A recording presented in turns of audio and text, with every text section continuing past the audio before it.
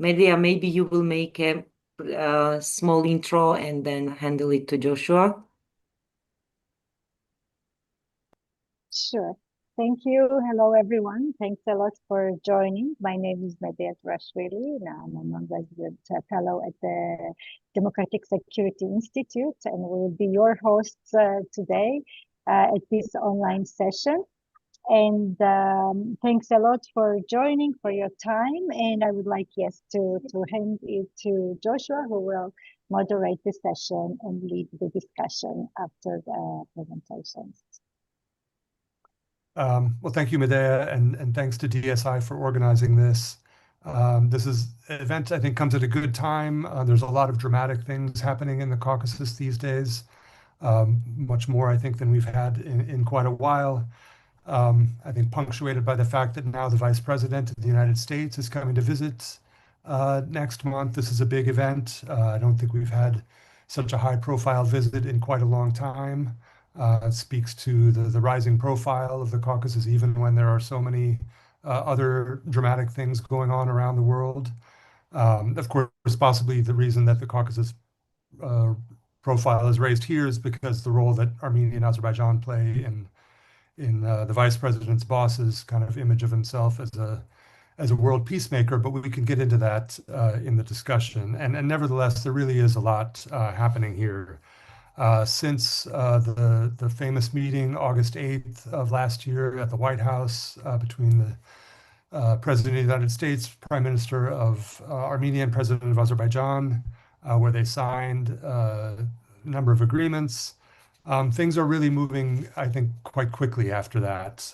Just this month, we saw the Armenian foreign minister was in Washington, and they rolled out the kind of framework document for the Trump route, which was the signature agreement from the White House meeting.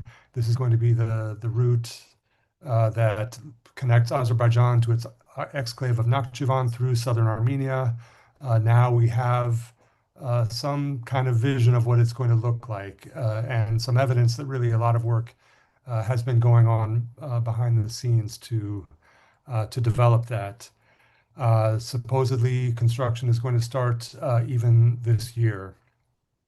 There's also been some discussion about renovating another rail link connecting Armenia's rail network to Nakhchivan and Trip, and therefore giving Armenia some additional connectivity that it has not had in a while. You have border commissions working bilaterally, Armenia and Azerbaijan by themselves. They met recently inside Azerbaijan. The next meeting reportedly is going to be inside Armenia. Those are things that were not happening before. We have some exchanges of think tank people from each side visiting, Armenians visiting Baku and Azerbaijanis visiting Yerevan. We have trade, something that had not really happened for a long time, direct trade between Armenia and Azerbaijan. So a lot is really happening, which is not to say that there's relations are good yet, but things are moving.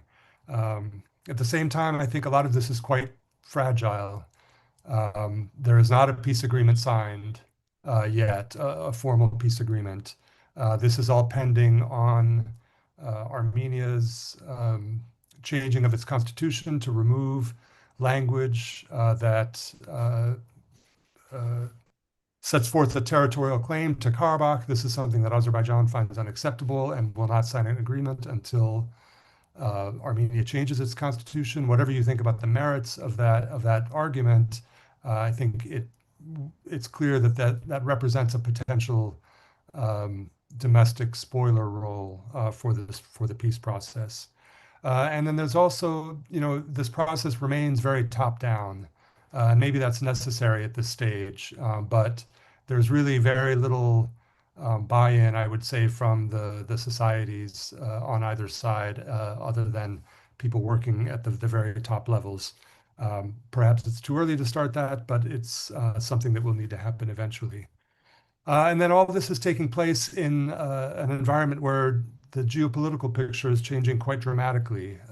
Both Armenia and Georgia are, I think, undergoing kind of parallel processes, maybe going in looking like they're going in opposite directions, but both, I think, are responding to a more anarchic world order where their dependence on a single uh, big power ally is now appearing to be a security risk, and they're trying to diversify their relations. Armenia is trying to strengthen its relations with the EU and the US while still trying to maintain good relations with Russia. I think Georgia is maybe moving away from the EU without doing much to improve ties with anybody else. And then Azerbaijan, meanwhile, has had this multi-vector foreign policy for a long time, and it's seen, I think, its strategy vindicated in the last few years. And a lot of factors with the weakening of Russia in the region, I think the de-emphasis that you see from the EU and the US on questions of human rights and democracy, and then, of course, in Azerbaijan's victories over Armenian military victories, you see Azerbaijan really riding quite high right now, and they see themselves as increasingly as a kind of regional power and acting outside of the Caucasus. And then at the same time, I think domestically, it's safe to say that all three countries are becoming more authoritarian, maybe at different speeds, but the trajectory is, I think, similar in all of them. In Armenia and Georgia, again, you have kind of parallel processes with crackdowns on free speech and political opposition accelerating, although, of course, I think the international reaction has been quite different in these two cases. And then in Azerbaijan, where we've always had a very repressive government, things nevertheless seem to be only getting worse. So this is the complex environment we're in today, and we have three very good experts to discuss this with us. I was told that I have to choose who goes first, which is not, I don't want to play favorite, so I've done it alphabetical order by country. So that's Armenia. We have Tigran Grigoryan. Tigran? Yeah, thank you, Joshua. Thank you all for the invitation. It indeed has been quite a consequential year for the South Caucasus and for the whole Armenia-Azerbaijan context. I think we could divide the past year into before August 8 and after August 8, because the whole logic of the processes has changed a lot since the Washington summit. I think the biggest takeaway is the fact that the risk of escalation has diminished significantly after the Washington summit. That's the most practical and most visible outcome of this meeting and the series of meetings, but also a very important agreement on the communication issue, and that has been the outstanding issue since the Nagorno-Karabakh escalation of September 2023, after the exodus of the Armenian population from Nagorno-Karabakh. I think Azerbaijan has been using this issue as the main pressure point against Armenia. And we as analysts have been warning that the differences on this issue is a very serious potential source of escalation. So having some sort of agreement solution on that issue is more positive than negative. Up until recently, as Joshua rightly mentioned, we didn't have a lot of details about the implementation of the three project, but with publishing of the implementation framework statement, a lot of things have become more clear. I would say that there were a lot of important clarifications for the Armenian public, because even after the August 8th summit, there were a lot of questions about the issues of sovereignty, control, and access of the Armenian side to different parts of this communication. So formally, all of these concerns are met with this document. When it comes to the Azerbaijani demand, long-standing demand of unimpeded access through that territory, I think quite an interesting diplomatic device, diplomatic solution was used with this front office and back office mechanism, which again also preserves some of the red lines of the Armenian side, that Armenia should have the ultimate decision-making authority, and also Armenian border guards and other officials should be present there. So this all is in the dimension of Armenia-US relations. So it's good that Armenia and the US have found some common ground on the implementation of this project. I think the bigger issues will emerge when conversations start between actually Armenia and Azerbaijan, because following some of the reactions from Azerbaijan, especially from pro-government circles, I haven't seen very clear reaction to the implementation framework. There was this initial welcoming of the document itself, because the main Azerbaijani concern, as I understand, has been that Armenia would try to delay the implementation. So they saw this document as a positive sign towards the implementation. In the meantime, they kept focusing on unimpeded access part, and issues of border control, customs control, I think will be central to conversations around this project. The main negative part in this document and in the August 8th summit for the Armenian side is, of course, the de facto lack of reciprocity when it comes to transit. So even this quite a successful diplomatic solution, the front office, back office mechanism, which implies that a private company will be actually interacting with Azerbaijani passengers and cargo passing through Armenian territory, and then Armenians will be somewhere in the next room controlling the process. Even this creates unequal opportunities and unequal possibilities for both sides, because I'm pretty sure Azerbaijan won't accept any kind of similar regulations on its soil. I don't see Azerbaijan agree to any private company operating on its territory, any simplified regime being in place on its territory. So this means, in practical terms, there will be unequal opportunities. However, I think from the Armenian perspective, we have to compare this proposal, this plan, not with ideal scenarios, but with other alternatives. And the other alternatives were a risk of a new escalation initiated by Azerbaijan. And the other one was the Russian control, which has been in place since November 9, 2020. And for Russia, this was a very important issue. They were trying to get involved and control in some way or form this communication. And in that sense, probably if we were to choose between options, this one is not the most unacceptable one from the Armenian side. When it comes to domestic politics, it's an election year in Armenia. We will have parliamentary elections in June, and the campaign has already started. The government, the ruling party, has been actively promoting its agenda, very active on social media. Joshua mentioned very serious concerns when it comes to democratic backsliding. That's indeed has been quite a difficult period, starting from probably last summer, when certain anti-constitutional and anti-democratic measures have been implemented by the ruling party against their political adversaries in the name of bigger goals like countering hybrid threat or foreign interference. So these topics will be very important in the coming months. I think the government will continue its policy of basically restricting the possibilities of its political opponents, and also justifying it by the need to counter foreign interference. In the meantime, of course, there is a very real threat and risk of external interference. And in Armenia's case, it's not, this threat is coming not just from Russia as in other contexts. There's also Azerbaijan promoting a lot of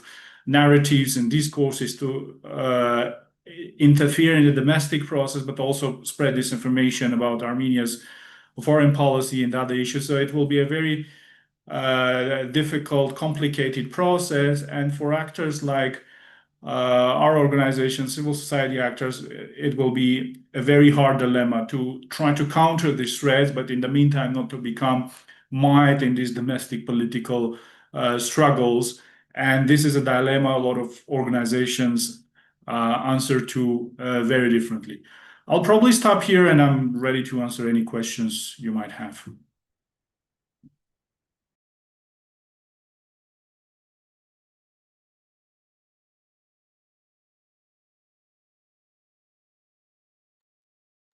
Joshua, you're next. Thanks, Tigran. So next, alphabetically from Azerbaijan, we have Rauf Mamedov. Rauf, I'm curious to hear what you had to say, among other things, about the question Tigran raised about the Azerbaijani reaction to the way the Trump route is looking so far. So, Rauf? Yeah. Thank you for inviting and thank you for moderating it, Joshua. Unlike Tigran, we're not lucky enough, or we're not privileged to talk about the internal domestic politics, because there is none.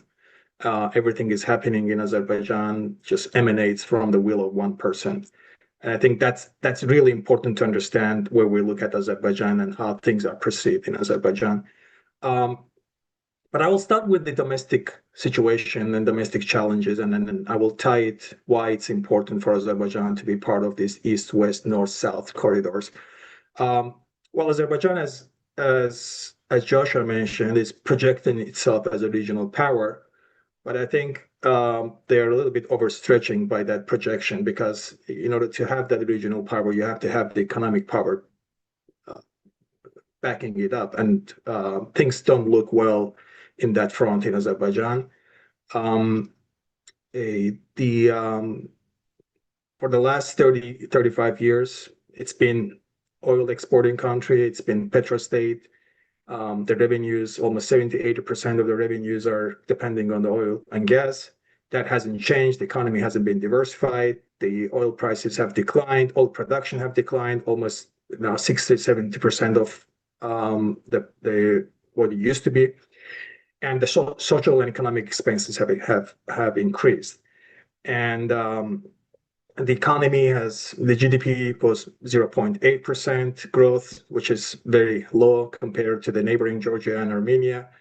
And that 0.8% comes from the developments that's going on in Karabakh, the construction of reconstruction of Nagorno-Karabakh, or parts of Nagorno-Karabakh, mainly by Turkish companies linked to Erdogan.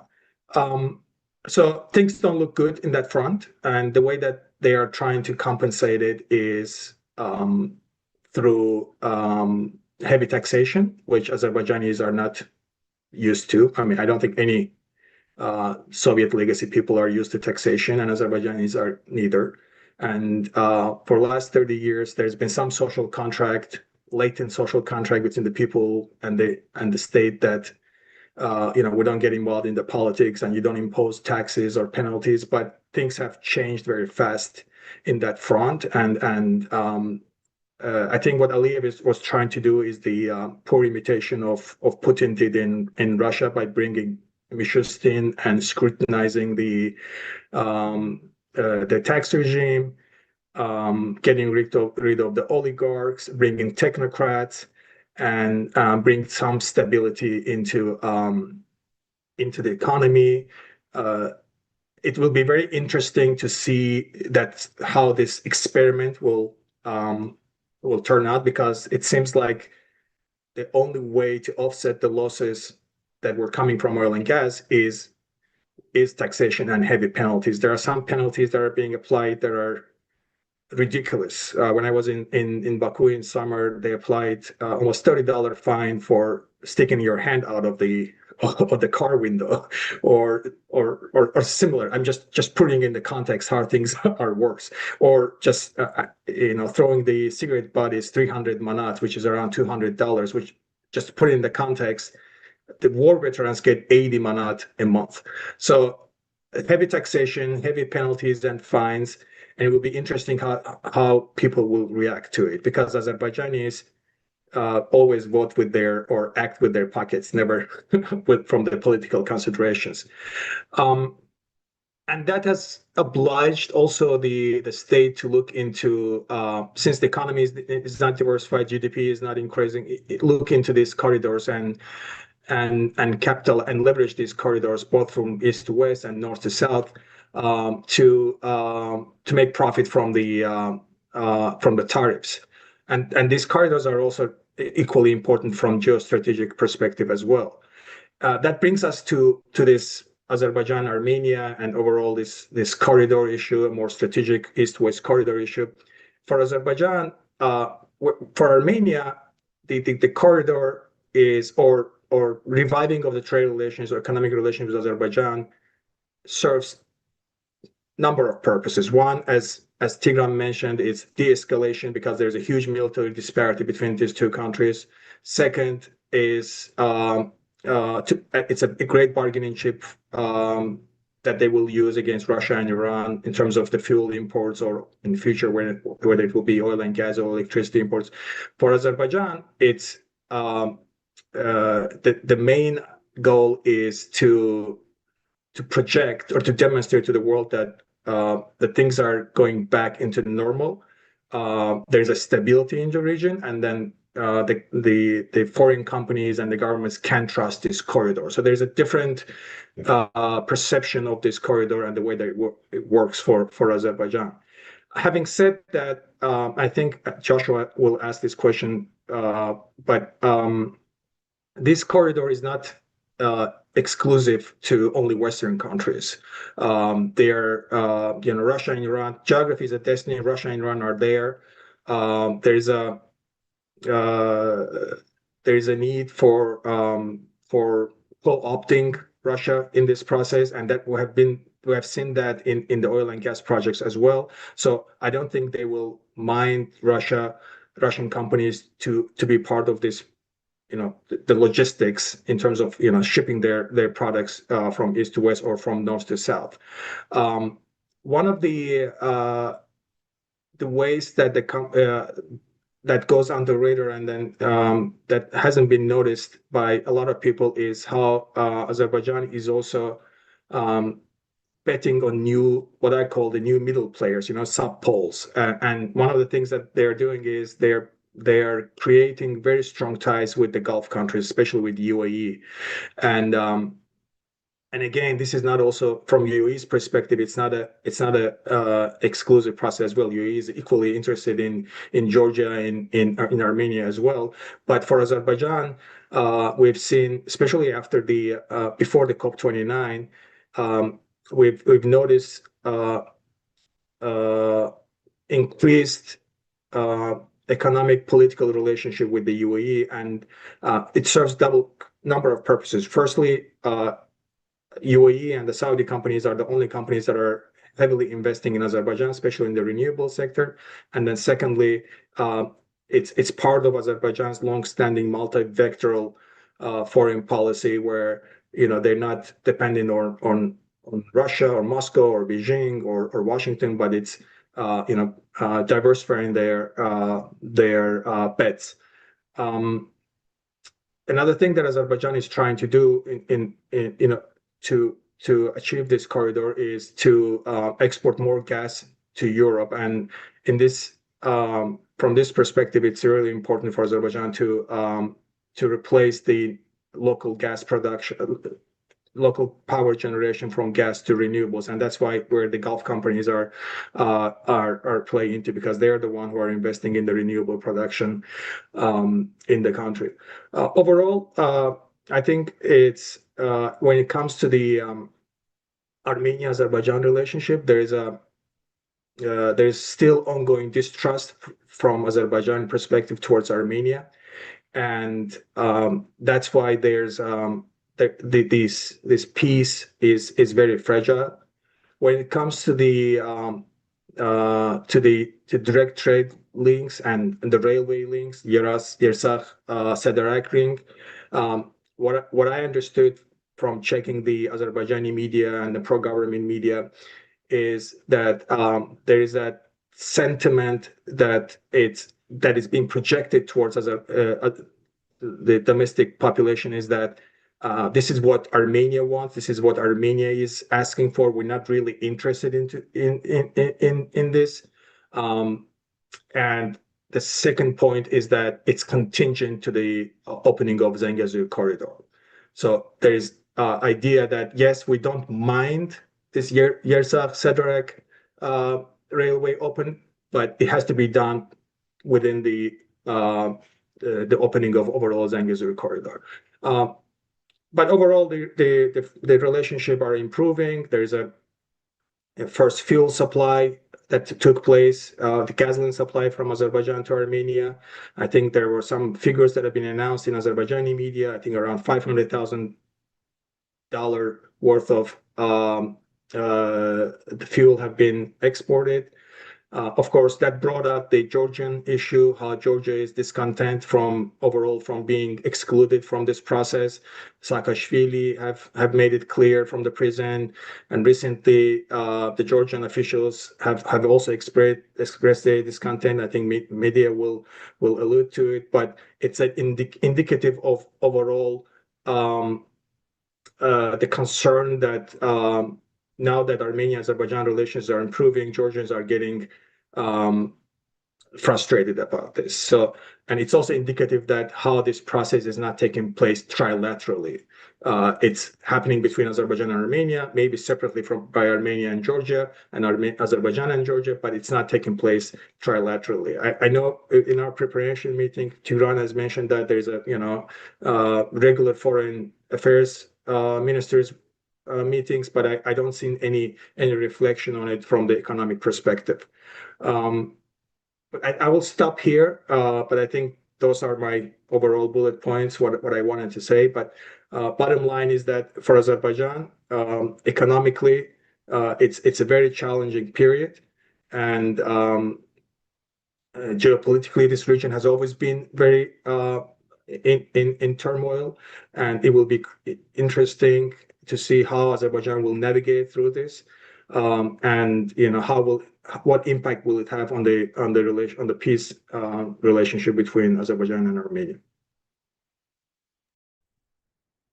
Thanks, Rauf. And that is a good segue to get us to Georgia and Medea Turashvili. Georgia's often these days kind of forgotten member of the Caucasus. Armenia and Azerbaijan are stealing the attention, but I'll be curious to hear your take on how you see Georgia fits into the bigger regional picture these days. Medea? Yes, thank you. Thanks a lot, Rauf and Tigran, for setting the tone.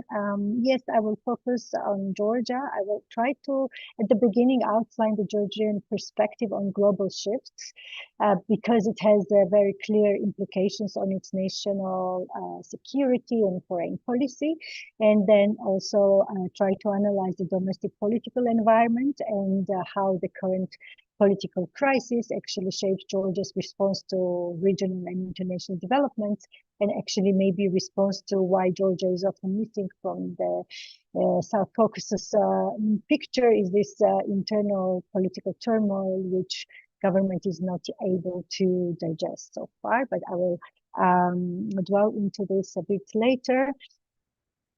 So when it comes to changing world, and just I think it would be really important to outline how Georgia sees this, or how Georgian people, Georgian society in general see the developments. I think that that Georgia's foreign policy was anchored around two pillars. One was alliance with the United States and its support for Georgia to become the NATO member. And then second one, the partnership and the membership with the European Union, which would foster political, economic, and social development of the country. But now this is changing. What we see is also the changing role of the U.S. and the U.S. national security strategy clearly, outlined that and emphasized that Europe must shoulder the greater responsibility of its own security and economy, which might be interpreted as legitimizing the spheres of influence, so-called spheres of influence. And yes, we know that EU is rapidly developing its security agenda in response to the conflicts in the neighborhood or transatlantic crisis, but we don't know the timeline. We don't know how this future security defense strategy will look like, and therefore the question, very critical question for Georgia, is whether EU defense strategy or Black Sea strategy will manage to actually be a debtor to the Russian influence and Russian security threat in the region, and particularly for Georgia. So there is this one uncertainty that Georgia is facing. Second uncertainty relates to the NATO, and it has become very clear now from the US as well that there will be no more expansion of the NATO. Therefore, Georgia's NATO policy has to be kind of reassessed and rethought. Also very important development and concerning development for Georgia is the US retreat from international law and multilateralism, right? Because these avenues have been so let's say a shelter for small states in a way, and a place where Georgia would raise its voice, seek justice and remedy, find allies. Now, multilateralism and international law is, under demise. Therefore, it's a very difficult safety and security situation for Georgia. And yet the Russian threat for this country remains, or maybe even increased. Russia continues to occupy Georgian regions and exerting military, political, and economic pressure on the de facto entities, bringing them to the brink of formal annexation.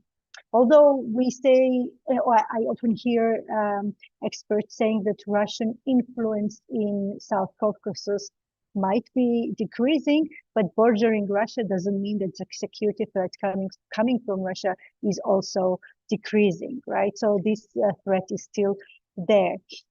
So these are only a few points on international development that I wanted to emphasize, just to show for later discussion how it will have effect on Georgia's foreign policy choices. But before discussing how Georgia tries to navigate these developments, I would also like to share the domestic situation, which unfortunately leaves the country even more fragile in the context of these turbulences. Now, Georgia is in deep political crisis. Georgian Dream government lost popular legitimacy after very problematic political elections in 2024. It faces continuous protest and resistance from the population since 2023 to counter these protests. Basically, since 2023, Georgian government has been designing the Russian-style legislation to restrict civil society and independent media. Georgia today has more political prisoners per capita than Russian Federation, and this would be unthinkable a year ago. Against this background, public trust in the government has collapsed, and it stands at 18%, according to a recent survey, while politicians have only 7% of public trust and institutions have 14% of public trust, and this is really bad. Between 55% to 67% of Georgians are not at all satisfied with the state of democracy, economy, rule of law, and justice. Governance in Georgia these days operates through a shadow state that manages resources and the loyalty via clientelism and patronage, and therefore citizens continue to perceive the state as not as a neutral guarantor of rights or provider of services, but as a partisan instrument that serves political elites and their networks. So all of this makes Georgian Dream government weak and strong at the same time. As much as they have grip on power, they are standing on a shaky ground. And therefore, this makes situation very unpredictable for the government. And then also from the external legitimacy perspective, the Georgian Dream government has also legitimacy issues from its traditional partners, particularly European Union. And in a way, many say that Georgia is in this self-isolation. Even if Georgia was granted the candidate status in 2023, 2023, the relationships with the EU has deteriorated dramatically after the elections. Georgian Dream is engaging in an open confrontation, accusing unnamed forces of orchestrating attempts to draw Georgia into the war or undermine the country's stability. On the other hand, so basically we can say that Georgia's EU integration is at stall. On the other hand, Georgian Dream very much hoped for establishing ties with Donald Trump's administration. They were very much hoping for like a new beginning. They have been trying to appease the administration with conservative values and putting more and more emphasis on conservative values. But so far, Georgian Dream failed to grab the attention of the Donald Trump's administration, and it seems that Georgian Dream hasn't been able to come up with an interesting offer to Trump. And now to go back to the question on how Georgia is navigating all these challenges while facing internal and external legitimacy as well. Formally, Georgian Dream government says that it pursues sovereign foreign policy. It chooses international relations based on rational and pragmatic policy, which it calls Georgia First strategy.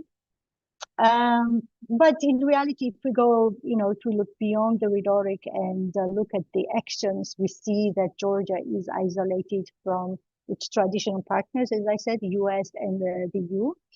New partnerships that it tries to establish are not yet strong. Georgia is increasingly becoming dependent on Russian capital and market, while the security from Russia is still a huge problem. And unfortunately, the trilateral intensity of relationships on the regional level, as also Ralph mentioned, is not sufficient. Not only trilateral, I would also include Turkey in that. And I think that these regional relationships of Georgia with its neighbors are not as they need to be. And to unpack a little bit, yes, Georgian government is focusing a lot and bets on the connectivity project, the middle corridor that strengthens in order to strengthen Georgia's position in the regional transit and logistics. And yes, it is a very different, very important project, not only for the region, but also for the EU, right? Because it connects EU with the Asian markets. And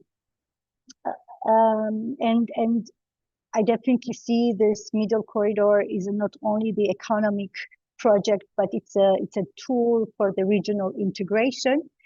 But at the same time, thinking about this corridor, which links Europe with China, I'm assuming that the very strong relationships with the EU, Georgia, more integrated with the EU, would be even a more reliable partner in this corridor. And had Georgia continued its European integration path, had Georgia continues democratization and state building, strong state building, then it would have a more solid presence and more solid role in the middle corridor.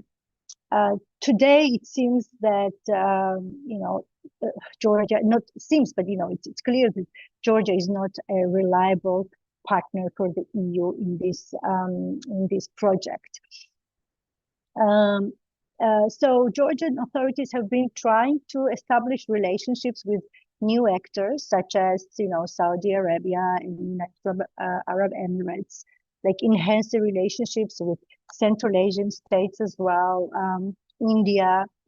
With China, the relationships also expanded and includes not only the trade, but cooperation in law enforcement, purchasing surveillance systems, and the collaboration between the central banks of the two countries. As you know, Georgia picked a Chinese consortium to build Anaklia deep sea port on the Black Sea, but the contract is not yet signed. So with the new partners, yes, the relationships are being established, but I think it will take some time until these relationships start to bear fruit. And then we have also to say that Georgia's dependence on Russia is really very, very concerning. So Russian market has become the primary destination for traditional Georgian products such as wine, such as agriculture products. Now 65% of Georgian wine goes to Russia. In some cases, some of the fruits, 90% of some of the fruits and agriculture products go to Russia, while Georgia depends, 90% of Georgia's wheat imports come from Russia. And this is, I think, really critical in terms of food sovereignty and, sufficiency of the country. Georgia depends on Russia on its petroleum imports. And more concerning in the energy, particularly in energy sector, Georgia has historically tried to diversify its gas imports, for instance, mostly from Azerbaijan. Now, almost a fourth of gas imports come from Russia, and this is also very concerning.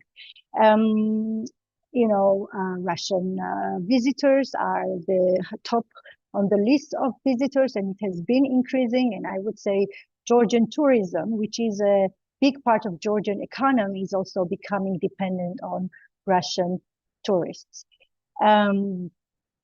And also this high dependency, obviously, I do not need to explain to our listeners and audience that this dependency leaves Georgian economy in more vulnerable situation because Russia is very well positioned to weaponize it. And it has done so in the past, and it's something that Georgia has experienced in the past. Amid these challenges, I was thinking what should be the kind of policy actually that Georgia should adopt. I think I personally support the idea of diversification of economic, political, and trade relationships. I think it is very important for a small country like Georgia, but I also think that Georgia should prioritize EU integration, and this should be the top priority foreign policy for the country. And particularly, although the EU at the moment is not able to provide any security guarantees, I still think that Georgia should proactively try to contribute and start the discussions and initiate discussions around and put more energy around EU's Black Sea security strategy. And I think that actually Georgia, Armenia, and Azerbaijan should be joining forces in a way in these efforts. I think, obviously Georgia should eliminate its dependence on Russia, but also not only the economic dependence on Russia, but building resilience against Russian hybrid security threats. And this is very important. We have seen Russian security attacks on National Bank of Georgia, on Central Election Committee of Georgia, like Railway, etc. I think this is very important. You cannot really talk about sovereign policy or like foreign policy sovereignty in the foreign policy if you continue to be so fragile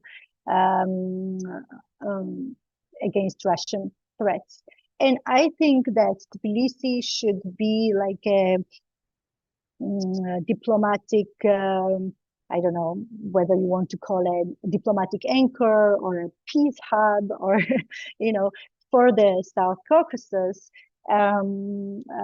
Yes, in the past, Georgia has acted successfully as a mediator Back in 2021, if you remember, there was a prisoner swap where Georgia had a little bit of role. But I think that being a regular host for trilateral meetings, for normalization talks, for track 1, track 2, track 3 diplomacy, I think Georgia could make a significant contribution to the regional peace and stability. I think I'll stop here, I'll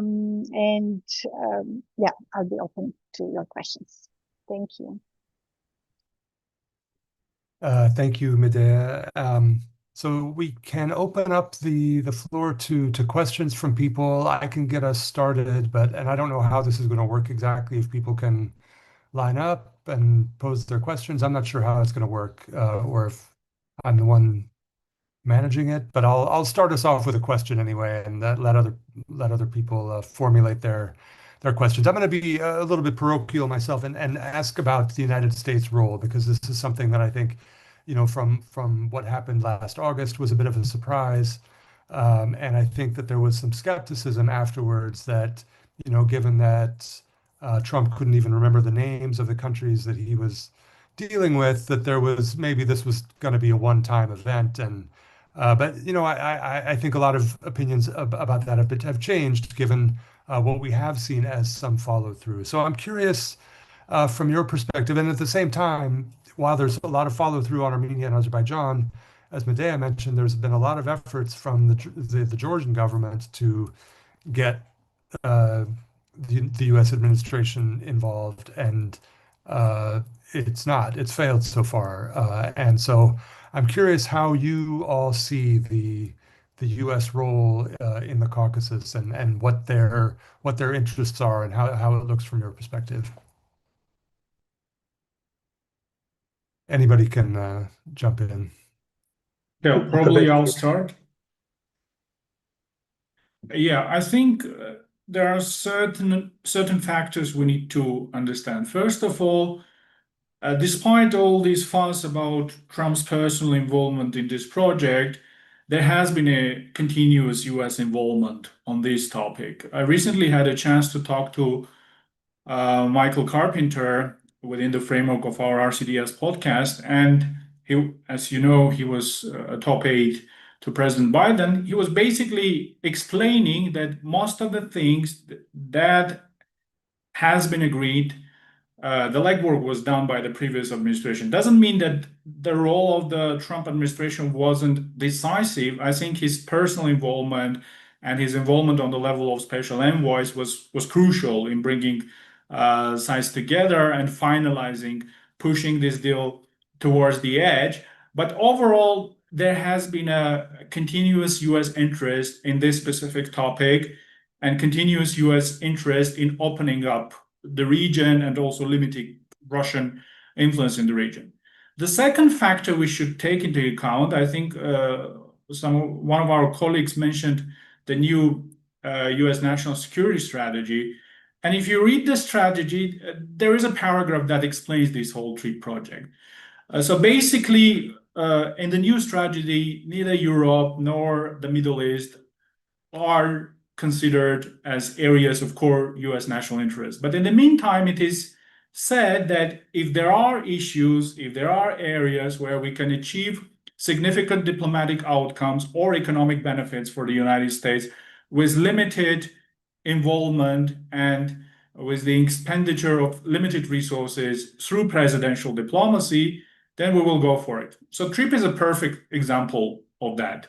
The US spent very little resources. They mainly spent political capital on persuading the sides to agree on something. And then, the important part was the follow-up. And we saw the first signs very quickly when there was a US delegation visit to the region right after the Washington summit. I believe it was either in September or October. There was this pledge of investment again in October. And this is also an economic project, and there will be a US economic benefit and stake in this project. That also aligns with this transactional nature of the current administration's foreign policy. Of course, there are risks that, if there is a change of administration in Washington, people might be less interested, and the fact that the whole project is tied to President Trump's name might be a negative factor. But on the other hand, I believe that US presence on this communication reflects the overall American view on the region. And that's why we've seen quite active steps. That's why I think there will be continuity with future administrations. And that's why we're seeing all these visits, and particularly the visit of Vice President Vance that will happen in the coming weeks. Yeah, I totally agree with Tigran. I think the Trump's diplomacy or presidential diplomacy is a logical continuation of what how United States perceives or envisions their role in South Caucasus in post-Ukrainian conflict, and potentially post-Iran, post-Mullah regime region. I think what Trump did, what the current administration did, is just accelerated and acted more risk averse, whereas the previous administrations were very cautious for objective and subjective reasons. Subjectively, Trump is known for acting and then thinking, usually, or leveraging the trade or economic sanctions as it leverage, whereas the previous administrations were doing the build-ups, usual diplomacy. And I think this positive engagement has played a role.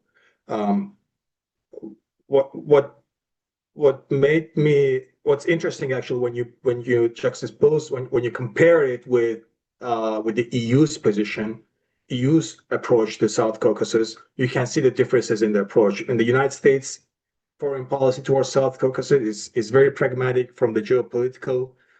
Everything is done from the geopolitical strategic lenses, divorced from the human values and democratic values, which actually they show as they perceive, the current administration perceive as an inhibitor for the successful foreign policy, whereas EU's approach is more about building a stable eastern neighborhood, more long-term, conditional to the democratic values, and slow and incremental. I think that is the major differences between these two approaches, and it's always good to see United States being more active. I think Azerbaijan, when I was working for the government, I've noticed that there's always that longing for US's strong hand in the region, and then finally they're seeing it, and I think they've taken the full advantage of it.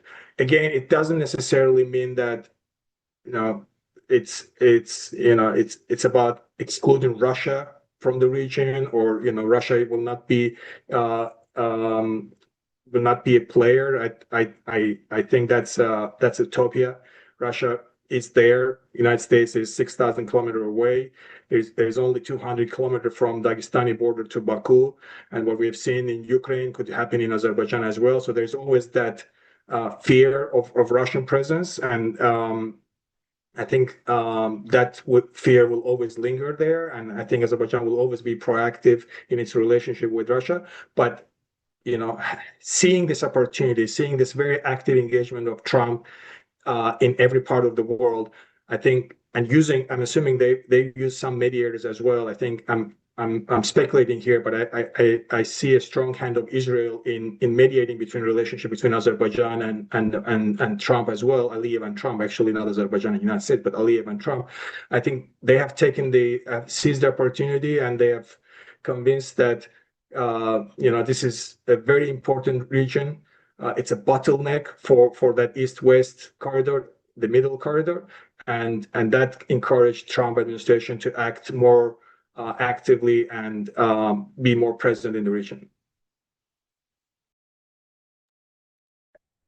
Yeah, I will add maybe very shortly. I also agree with Ralph how to compare the EU and the US strategies in the region. And actually, this makes me worried in a way because things the US policy to me looks more unpredictable at the moment.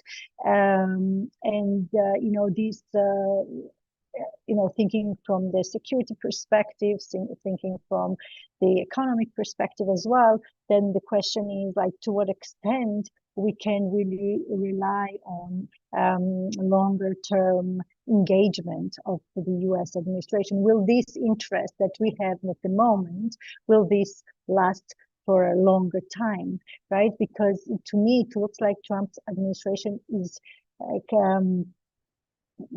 changing or goes for more ad hoc policies in many other areas. So that's a little bit of a consideration I have for the US engagement. Thanks. So welcome questions from the audience. If there's anybody who wants to chime in.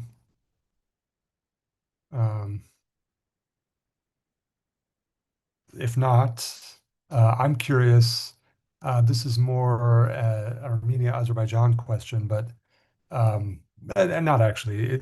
There's a Georgia element to this too. The U.S. has really taken kind of the lead in this transit thing, and you get the sense that the EU is kind of trailing behind and trying to find a role. I'm not sure that they found a role yet. It's my perception too. I think some of you guys alluded to this, that the U.S., which always has had a very kind of strategic aim in the Caucasus of trying to push out Russia, that is kind of absent from the Trump route, which is, I think, an interesting element of the Trump route. I mean, it seems like this is something I'd like to get in as well, the Russian angle on this. But one, I think, intriguing thing about the way that the Trump route is developing is that it's not attempting to exclude Russia. On the other hand, I think that this is the EU's interest. This remains the EU's interest in the Caucasus is to push Russia aside, and that might lead you to kind of different solutions in terms of regional connectivity. So I'd be curious what you guys see as the EU's take and what you see as the regional forces' hopes and expectations from the EU on this front. I think we can keep going in the same order. Yeah. So since the Washington summit, the EU has been trying to find a role for itself. There have been constant US European conversations, negotiations, even without the participation of the Armenian side, when it came to the tree project and the possible EU involvement. From my conversations, I can understand that there are two areas where they might be involved. The first one is assisting in modernizing this border and customs control, which is also part of the EU-Armenia visa liberalization process. So it was supposed to be done even previously. And the other area is, of course, support in restoring the missing infrastructure.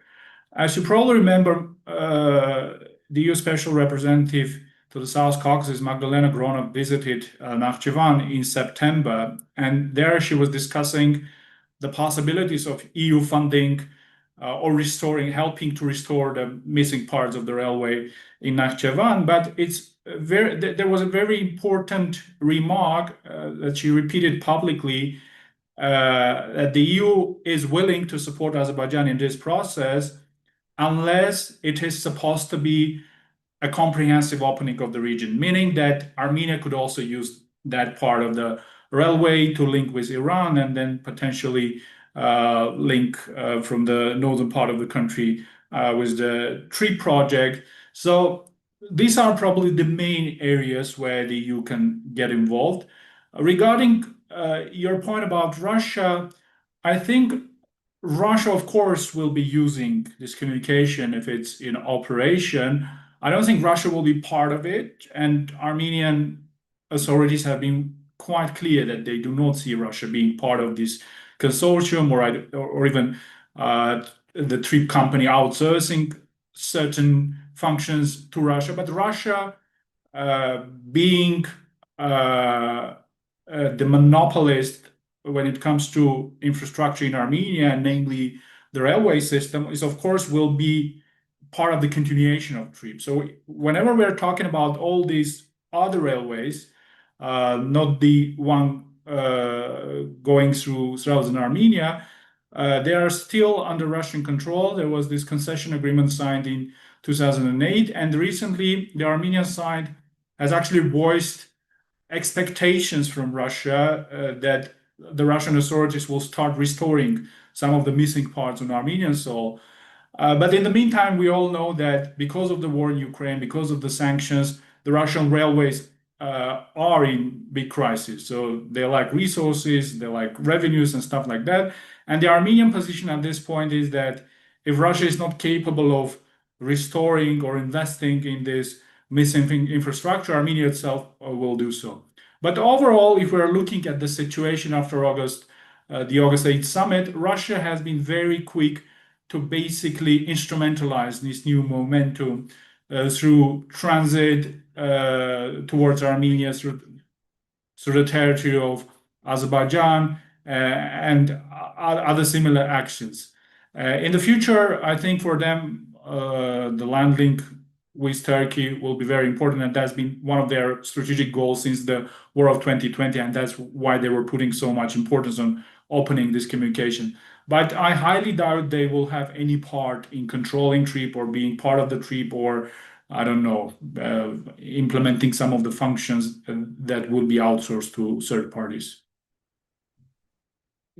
I think that's a no-no for Azerbaijan as well. Azerbaijan doesn't want to see Russia to be involved in any part of customs or logistics in terms of controlling or co-controlling the process. Russia's policy strategy has always been, I mean, we've noticed that when Azerbaijan was building pipelines that will eventually, although we claim that they're not competitive towards Russia, but they were.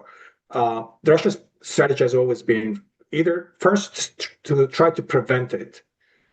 In this case, it was impossible because their hands were tied in Ukraine, and economically they're weak, and politically they're weak as well. If impossible to prevent, then compete with it. That means to build a parallel route into it. Again, because of the sanctions, they can't offer anything at this moment. And then if these two fail, then co-opt it.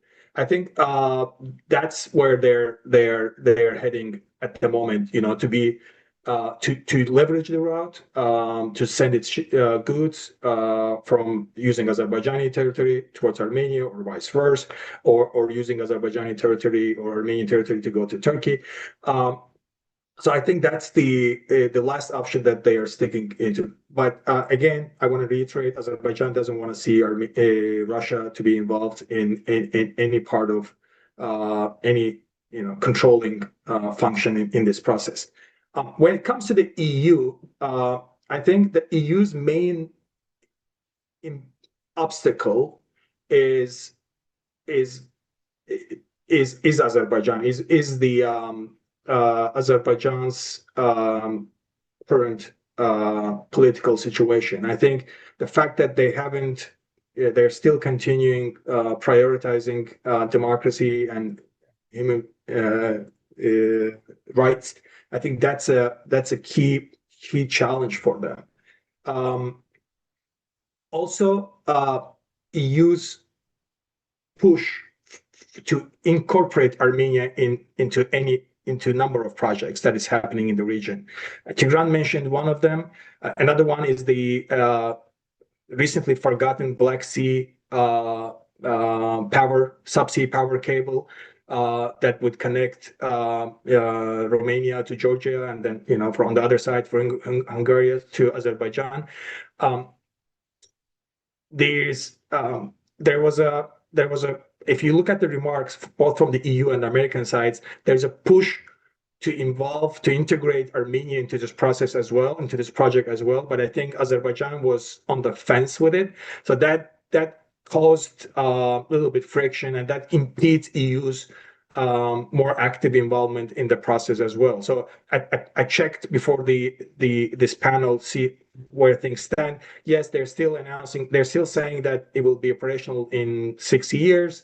Everything is going on. I think Georgia has made some statements as well, but we don't see Armenia's active involvement. I think that's what Tigran said, more comprehensive approach by Europe or inclusive approach by EU into this process. And then Azerbaijan's reaction to it is a main impediment. Another problem is that Azerbaijan doesn't perceive EU as a monolithic organization.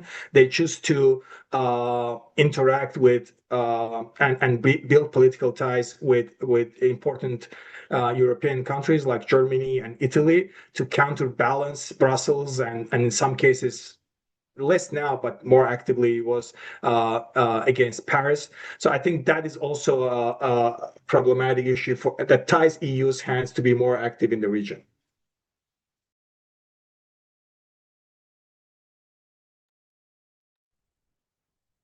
Yeah. Thanks. And Medea, I don't know if you see there's a question in the notes that also is kind of directed to Georgia. You might, what I think is related to what we're talking about, might incorporate that into your response to the question for those people who don't see it. With the route between Armenia and Azerbaijan being more realistic and the potential for Armenia-Turkey normalization, doesn't this reduce the transit value proposition for Georgia significantly? Georgia can no longer rest on the assumptions of being the only viable route. Instead, can only compete by being the smoothest and most geopolitically expedient route. This seemed to be the case when it was heading towards EU membership, or at least closer integration, but now it seems to be going in the opposite direction. What do you think, Medea? Yeah, thank you. Yeah, so when talking about this transit routes or energy routes, as I mentioned, for me this is also like regional integration project where countries of the South Caucasus and the people and businesses will be better connected.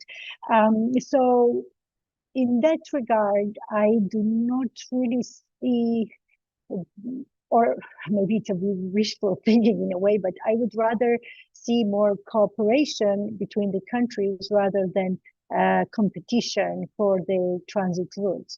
For me, this is more of, it's not like a zero-sum game that Armenia wins and Georgia loses, but rather for me, this is this, expanding of the pie kind of a issue when you have more more economic activities, more investments in the region, when you have more interest, like economic interest in the region as such, then the value of the region itself increases. And then if Georgia manages to portray itself as a reliable, transparent, country with the rule of law and democracy and strong institutions, then it will benefit from all kinds of routes, and the whole region will become not a deadlock, but like a regional, hub. It's very popular to say so. And then obviously from this regional hub, if we see this hub as a pie, then Georgia gets the larger pie, in my opinion, as well as Armenia and Azerbaijan.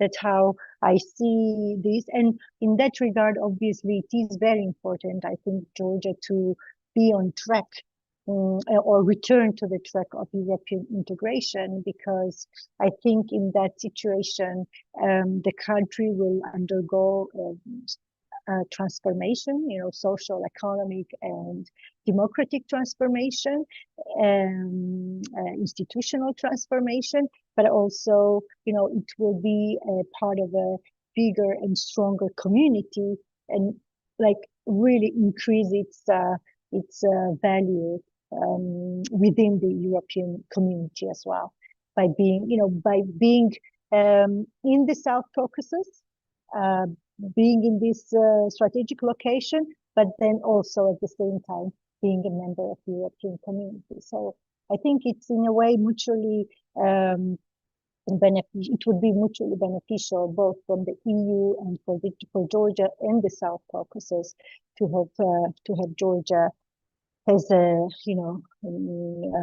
closer to the European Union integration. That brings to mind one of the things that I have been thinking about this whole connectivity process, and I hope there's going to be a question within these thoughts somewhere. But there's kind of two different levels that we talk about connectivity. There's one that's sort of middle corridor, where you're talking about Europe going to China and the Caucasus being this part of the superhighway that, now because people don't want to go through Russia, they don't want to go through Iran.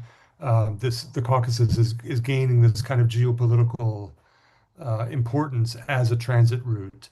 And then the second level is this kind of regional level where you have these openings, Yeras to Sadarak, and openings between Armenia and Azerbaijan that never existed before. My sense, I've never quite understood. I've been following, before I was following the Caucasus, I was following Central Asia, and since the 2000s, people were talking about the New Silk Road and the idea that, okay, the war in Afghanistan, they were, US was sending military supplies through Central Asia, and this was going to be the foundation of a new Silk Road. Again, this kind of transit route that was bypassing Russia. It never happened, 2 decades on. And then in 2022, we finally had like the most, significant catalyst for this process that you could hope for, which is everyone deciding that, or everyone in Europe anyway, that we had to avoid Russia. And yet, in those now almost 4 years since that happened, you've really seen very little activity in terms of the middle corridor. And I mean, I've never understood if Georgia, Turkey to Georgia to Azerbaijan, you really don't have any political problems on that route, right? And still, it's never really taken off.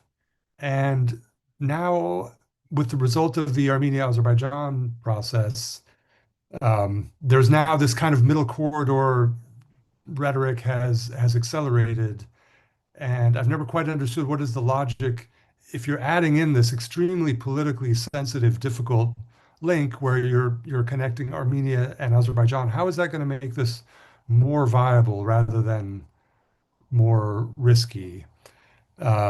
So I'm still not coming to a question yet, but my sense is, as an observer, it seems like the Armenia-Azerbaijan processes are very good in and of themselves, and that this is a really positive dynamic for the region, that these borders are gradually opening. Hopefully, we'll get to the Armenia-Turkey border opening soon.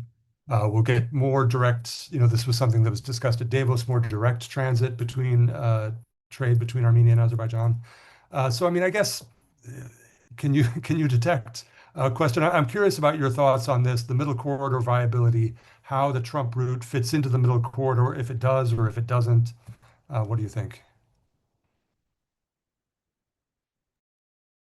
Yeah, I think initially this whole narrative about the middle corridor was brought to the conversation by Azerbaijan right after the 2020 war to basically justify the demand for the Zangezur corridor. Then at some point, the Armenian government itself started buying this narrative. And now the whole strategy is built about TRIP becoming part of the middle corridor. People are bringing some estimations by the World Bank. Economists in Armenia, for example, often quote these numbers. And then, of course, there is this EU Black Sea strategy that intends to kind of invest, in this kind of project.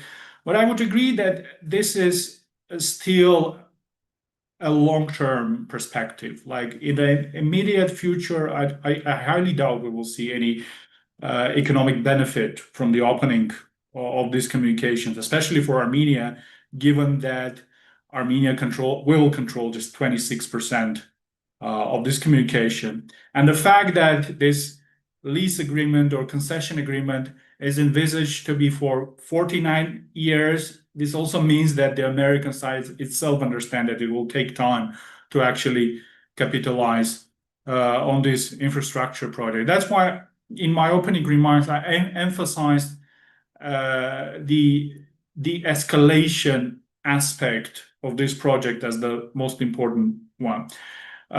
Replying to the question from YouTube, I think, and we discussed this during our preparatory meeting as well, that last year we witnessed something extraordinary and paradoxical when both Armenia and Azerbaijan had real grievances against Georgia, because Georgia was creating artificial difficulties on the border with transit. And I've recently also heard from Armenian officials that, there are real problems, not just at the Georgian-Russian border, but also on the Armenia-Georgia border. I wouldn't go into much detail because this is not like public information, but there is this sentiment as well. I think this opening of these communications will just give more options and alternatives to both Armenia and Azerbaijan, and will give more bargaining weight in its conversations with Georgia. And it's not necessarily about geopolitics, it might be about the price as well. If you have just one option, one alternative, of course, Georgia is in position to dictate the transit fees and all kind of stuff, all this kind of stuff. With this alternative existing, I think it will be easier both for Baku and Yerevan to negotiate with Tbilisi. Yeah. Your question, Joshua, about how important this corridor is, how viable this corridor is. I think if you look at the hierarchy of the priorities, why this project is important. Firstly, for Azerbaijan, yes, it was imposed by Azerbaijan. This narrative was imposed by Azerbaijan into this discourse or into this relationship between Armenia and Azerbaijan, and then it was extrapolated globally as a viable alternative to Russia and Iran. I think it's really important for Aliyah for domestic purposes.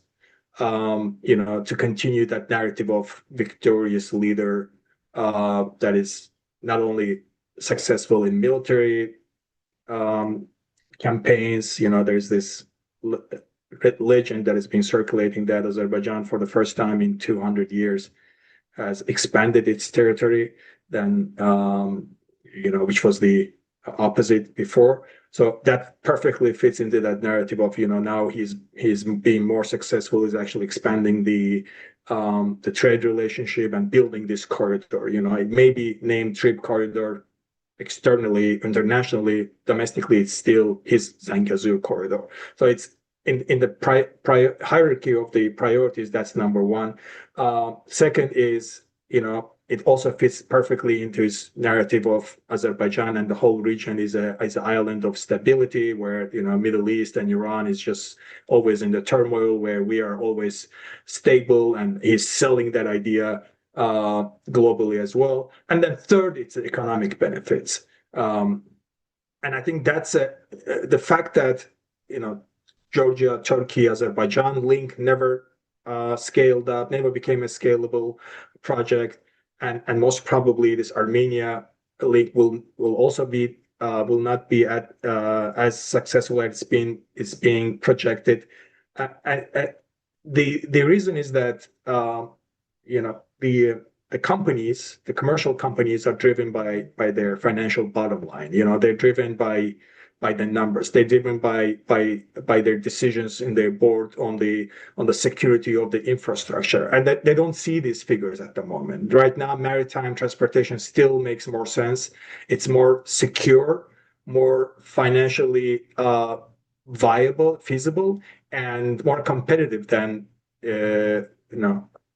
still unbuilt rail line. Maybe, yes, the railway transportation is always cheaper on paper, but first of all, it's not there. And secondly, there is no, guaranteed clarity and into this project. Things haven't been agreed yet. So from that perspective, I think at the moment it cannot be competitive. That's why this project it cannot be competitive because it's not built yet. I'm talking about Armenia, Azerbaijan, and then secondly, the companies are are not assured enough that it's a secure and reliable link at the moment. Maybe in the future it will change, but that's not the perception at the moment.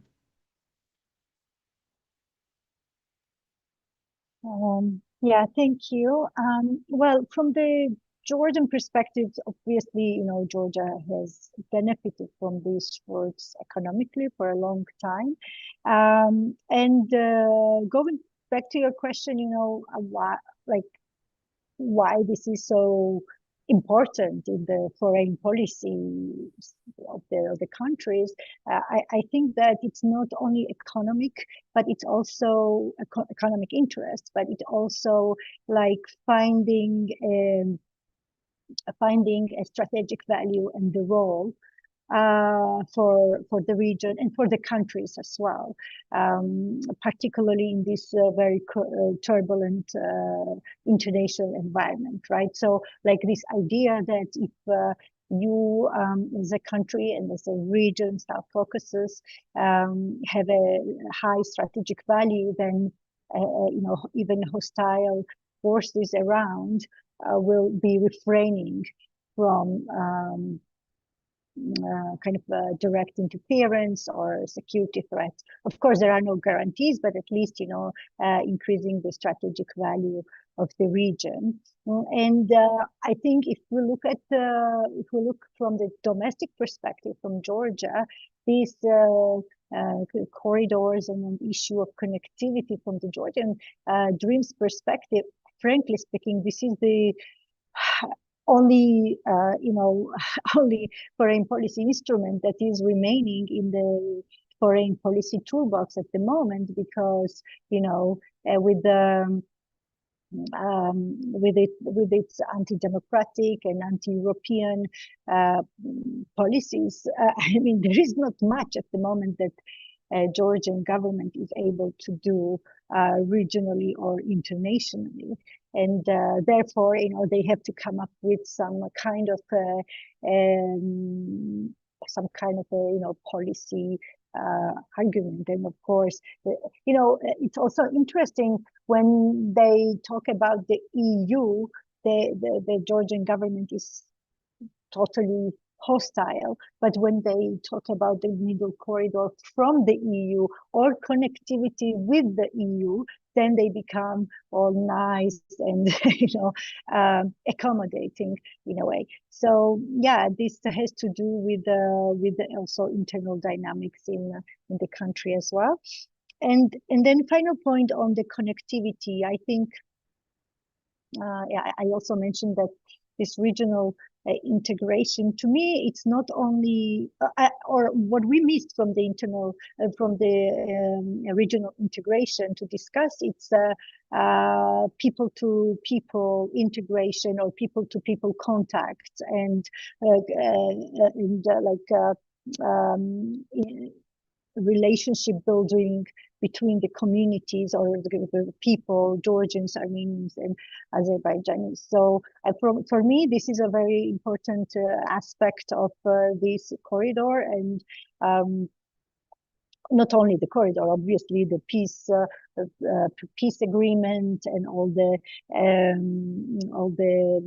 positive developments that are happening on the between Armenia and Azerbaijan. And I think it's very important that we also talk about connectivity between the people and, building bridges between Armenians, Georgians, and Azerbaijanis, and enhancing dialogue between them, and bringing, as I mentioned at the beginning, the track 1, track 3, building track 1, track 3 communication. Otherwise, I mean, what if government changes, right? Not only in the US administration, but also in Armenia, Azerbaijan, Georgia. These projects, these initiatives should be sustainable, right? Peace agreement should be sustainable. Regional transit agreement, or I don't know, trade and economic agreement should be sustainable, and they should have a buy-in from the people of these countries. So I think it's also very important to talk about the connectivity of the people. Thanks. And is there, we'll give maybe one last chance for people from the audience to ask anything. And if not, I think Medea gives us, I think, a good segue into a last question for Tigran and Rauf. And that is, as we've discussed, this process so far is really very top down.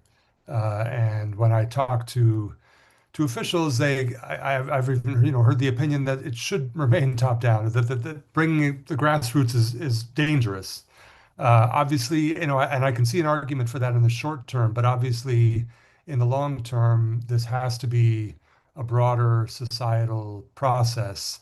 And so my question is like, in this moment, in January 2026, like what are the kinds of things that you would like to see expand this process? How can we get this? How can we start moving this to a broader popular reconciliation, or is it still too early to think about that?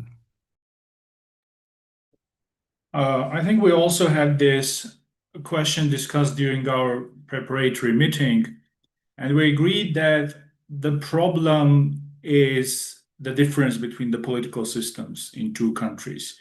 When we are talking about Azerbaijan, all the genuine civil society actors, journalists, media outlets have either been jailed, exiled, or banned. So for people like me here in Armenia, who are trying to be independent and non-partisan, it's a big dilemma whether to get actually engaged with people from Azerbaijan who we know are controlled by the presidential administration. And this conversation has been going on since these first mutual visits of these expert groups. Part of the civil society and expert community thinks that any kind of communication, any kind of exchange is important to promote this new atmosphere, this new prospect for peace. I personally do not see an added value in that kind of meetings. I would like to interact with people who are independent, who have their own views, whose views are not dictated by anybody else. And that's why I mainly engage with Azerbaijanis living abroad, whom I consider genuine pro-democracy and pro-peace forces. Of course, there's always the argument that people living abroad, they do not have any influence in Azerbaijan, they do not even know what's happening there. But my counter argument is, then what's the point of meeting with Gongo people in Azerbaijan? They do not have their own independent, views or decisions. They strictly align with the government's position. Today, the government promotes the peace agenda, promotes all these conversations between Armenians and Azerbaijanis. And tomorrow, this situation might change, and the same people who are talking about peace today might talk about other things. And I think it's also important, and we discussed this during our meeting as well, that now when these mutual visits are starting to happen, when Azerbaijani experts are allowed to come to Armenia, talk to Armenians, it's of course quite awful that genuine peace builders are being held in jail in Azerbaijan. People like Barus Samadov, with whom I met at international venues, and I believe he's a genuine and a very powerful actor, being sentenced to lengthy jail time. I think this is a paradox, and this is something we need to also discuss, because having artificial conversations, having conversations for the sake of the conversation, I don't think that's really effective at this point. Ralph, how about thinking up beyond the NGO world? The world is bigger than our little think tanks. Are there other kind of ideas that other parts of society can be brought in to help kind of bolster this process? Well, as a co-director of Bright Guiding Voices, we're one of the platforms that actually provide a platform to anyone who has alternative ideas or thoughts, and we do it in the cultural space, and we do it in political and others. But I agree with you and with Tigran that in Azerbaijan, as everything else is monopolized by the state, everything is top to down.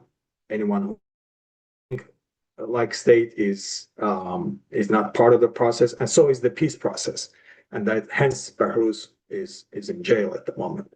And I don't see any. I'm not optimistic about this process. The track 2 or track 3. I mean, forget about track 2. Track 3 is also. I'm not optimistic. There's Imagine. There's Bright Garden Voices, and maybe Kafkaski Perikostik and some other online platforms that are built bringing people together. Otherwise, the society, people are still very antagonistic, still hasn't recovered from the traumas. There was one incident, and I think I mentioned it in the preparatory meeting. There was a Youth Eurovision jury member from Azerbaijan who voted 12 points for Armenia. And not only she voted, but also she hugged the contestant from Armenia. That hugging caused maybe a week-long debate, a lot of anger from Azerbaijani society, a lot of people in Azerbaijani society, and that's, I think, a litmus test to show how these two societies are not ready. If you've lived with humiliation, with trauma for 30 years, and the state has been reiterating that trauma to you every day, you can't just get out of it in one day. It's becoming an intergenerational trauma, and nothing is being done in that regard. So I think, I'm not surprised that someone told you that it's bottom to up is dangerous and top to down is the best way to go. That's a very Azerbaijani thing to say as well. And I don't mind Azerbaijan state or the government to be involved in the peace process. What I mind is that, as anything else, it's one person's will, it's one person's decision, it's one person's approach, and any other approaches are forbidden. And we know when this kind of where this kind of ideology usually takes. And unfortunately, although we're working hard, we just had our meeting in Serbia as a part of Bright Garden Voices, where we brought Azerbaijanis, Armenians. Actually, we've just edited, recorded, and posted a video where me, as a millennial, is sharing his experience from the first Karabakh War, and I have my counterpart Narek Alexanian from Armenia, he's a Gen Z and who's sharing his experience from these experiences. I think these kind of discussions are important, but they're just minimal, trivial to compare to the anger and the hatred that is present in the both societies. Well, that was a jolly Josh, note to can I end on. go? Please.